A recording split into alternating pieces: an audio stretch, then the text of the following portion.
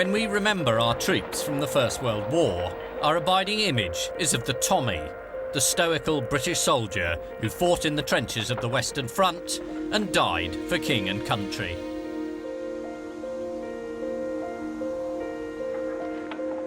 But throughout France and Belgium, there are cemeteries honouring soldiers who don't fit that image at all. These cemeteries remind us that alongside the British Tommy, there were other soldiers fighting for king and empire. This memorial honours the 4,700 Indian soldiers who died near here at Neuve-Chapelle in France in 1915, a long way from home. They're just a fraction of the 2.5 million soldiers of the British Empire who came from Asia, from Africa, from the West Indies, from Australia, New Zealand, Canada and Ireland to fight alongside the British Army in the First World War. In this film, I'm going to look at the lives of just a few of these men and meet their descendants. I'm asking whether they fought willingly for the mother country. What did they believe was at stake? How great was their contribution and how well were they treated? And with the benefit of hindsight, should they really have fought for us?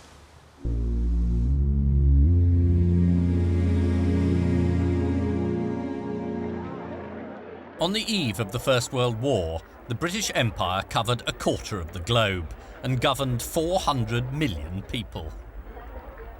When war broke out in 1914, Britain was overwhelmed by enthusiastic offers of support from every corner of the empire, from the so-called White Dominions and from the predominantly non-white colonies. All wanted to prove their loyalty to the empire. At the outbreak of the war, Gandhi said of Indians, if we desire its privileges, we should desire the responsibilities of membership of this great empire. The Prime Minister of Canada was unequivocal. When Britain is at war, Canada is at war. There is no difference at all. The 150,000-strong Indian Army was huge, professional and available for immediate deployment. And it was keen to prove itself. However, there was initial resistance within the British establishment to the use of colonial soldiers in anything but a supporting role. The problem was that German forces on the continent outnumbered the British Expeditionary Force by at least 10 to 1. So the War Office had no real choice but to deploy the Indian Army, thus breaking the bizarre, unspoken gentleman's agreement on both sides that you didn't have non-white troops fighting in a European conflict.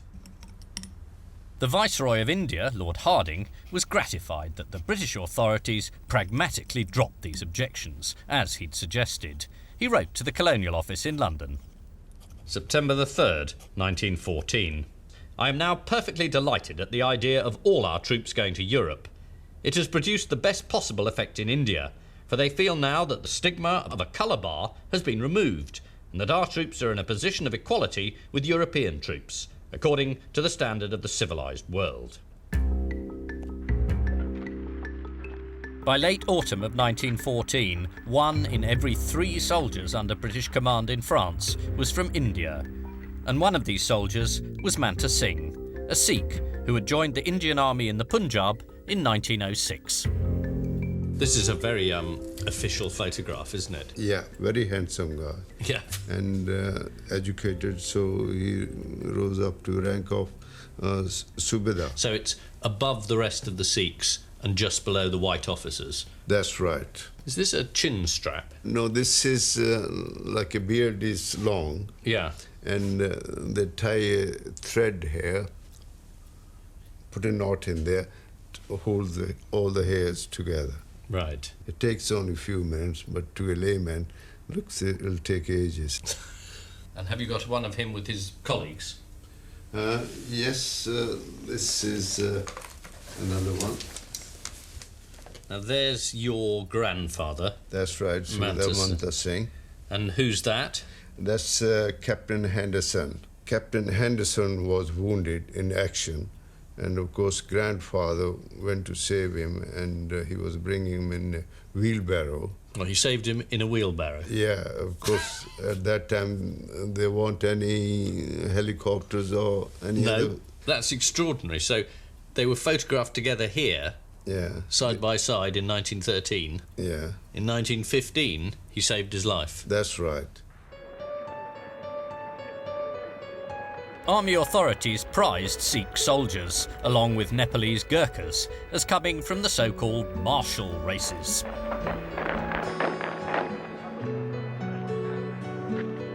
For Manta Singh and his comrades, the army was a good career option, and one they chose willingly.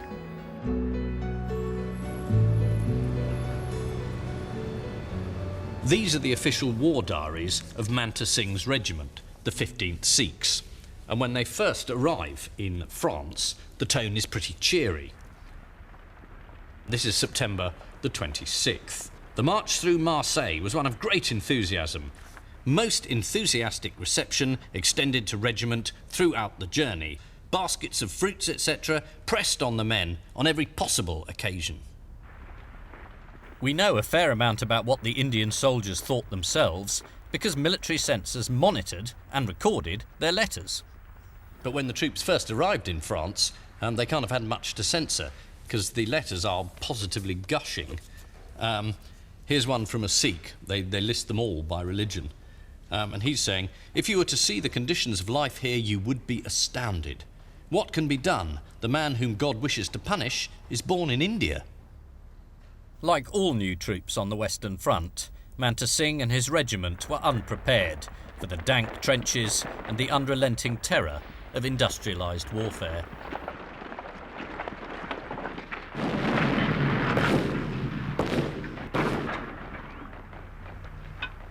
Once they got to the front, some of the letters became less enthusiastic. For God's sake, don't come to this war in Europe. Tell my brother not to enlist. If you've got any relatives, my advice is don't let them enlist. Cannons, machine guns, rifles and bombs are going day and night, just like the rains in the month of July and August. Those who've escaped so far are like the few grains left uncooked in a pot. Unsurprisingly, this one's got a big red line down the side. In March 1915, Manta Singh's regiment prepared to face the horror of modern war in the first major British offensive on the Western Front, the Battle of Neuve-Chapelle.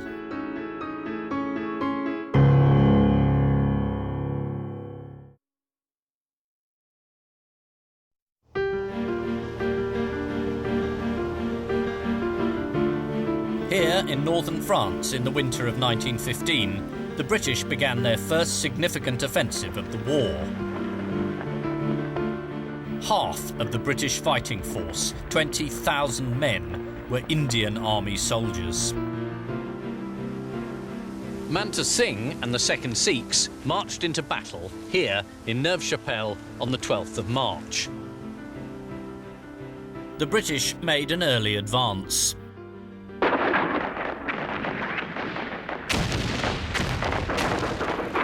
But by the time Manta Singh was in the field, German reinforcements were putting up stiff resistance. It was during this battle that his friend and comrade Captain Henderson was injured.